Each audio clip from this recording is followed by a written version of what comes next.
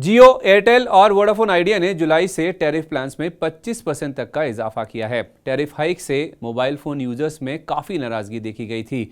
Social media पर port to BSNL campaign चलाया गया है। काफ़ी लोगों के अपना नंबर बीएसएनएल में पोर्ट कराने की भी खबरें आई थी, जिसका नुकसान जियो और एयरटेल को उठाना पड़ा।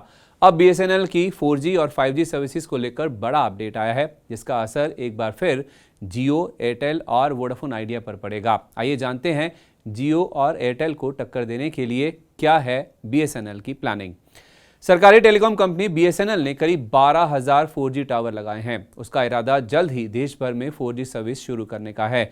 बीएसएनएल के अधिकारियों के हवाले से बिजनेस स्टैंडर्ड में छपी एक रिपोर्ट के मुताबिक कंपनी 2 मोर्चे पर एक साथ आगे बढ़ रही है। एक तरफ उसकी प्लानिंग साल 2024 के आखिर तक देश भर में 4G सर्विसेज शुरू करने की है, तो दूसरी प्लानिंग 5G सर्विस से जुड़ी है। बीएसएनएल के वरिष्ठ अधिकारी ने रिपोर्ट में बताया कि दिल्ली, मुंबई, कोलकाता और चेन्नई चारों बड़े शहर में 4G साइट चालू हैं। इसी तरह अहमदाबाद, हैदराबाद, जयपुर, लखनऊ, रायपुर और चंडीगढ़ समेत ज़्यादातर राजधानियों में 4G पर काम चल रहा है। कंपनी का टारगेट उत्तराखंड, हिमाचल, सिक्किम जैसे पहाड़ी राज्यों में मौजूद ज़्यादातर बेस ट्रांससीवर स्टेशंस को सितंबर के आखिर तक 4G सेवा देने लायक बनाने का है। एक अन्य अधिकारी ने कहा कि बीएसएनएल 4G के साथ 5G रोल आउट के लिए इंफ्रास्ट्रक्चर तैयार करने पर भी काम कर रही है। 5G सर्विसेज को साल 2025 की शुरुआत में शुरू करने का लक्ष्य रखा गया है।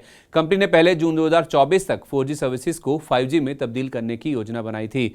अधिकारी ने कहा कि centre for development of telematics यानी C.DOT से 5G नेटवर्क उपकरण मिलने के बाद बीएसएनएल ने टेस्टिंग शुरू कर दी है। ईटी टेलीकॉम की एक रिपोर्ट के मुताबिक घरेलू टेलीकॉम स्टार्टअप्स और कंपनियां बीएसएनएल के नेटवर्क पर 5G टेक्नोलॉजी के लाइव ट्रायल के लिए कंपनी से बातचीत कर रही हैं। 1 से 3 महीने में ट्रायल शुरू हो सकता है। इसमें नॉन पब्लिक नेटवर्क पर फोकस किया जाएगा। इस प्रोजेक्ट में मुख्य रूप से 700 मेगाहर्ट्ज बैंड में बीएसएनएल की होल्डिंग का इस्तेमाल किया जाएगा। 5G का ट्रायल जिन लोकेशंस पर प्रस्तावित है उनमें दिल्ली में कनॉट प्लेस, संचार भवन के इर्द गिर्द का इलाका, JNU campus, IIT Delhi, India habitat centre, Gurugram के कुछ इलाके, बेंगलुरु में सरकारी कार्यालय और कैंपस, आईआईटी हैदराबाद कैंपस समेत अन्य शामिल हैं।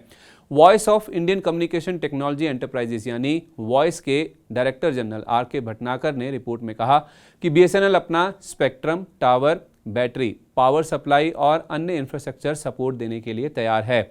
लाइव 5G ट्रायल पर भी विचार किया जा रहा है, जिसका इस्तेमाल पब्लिक भी कर सकेगी।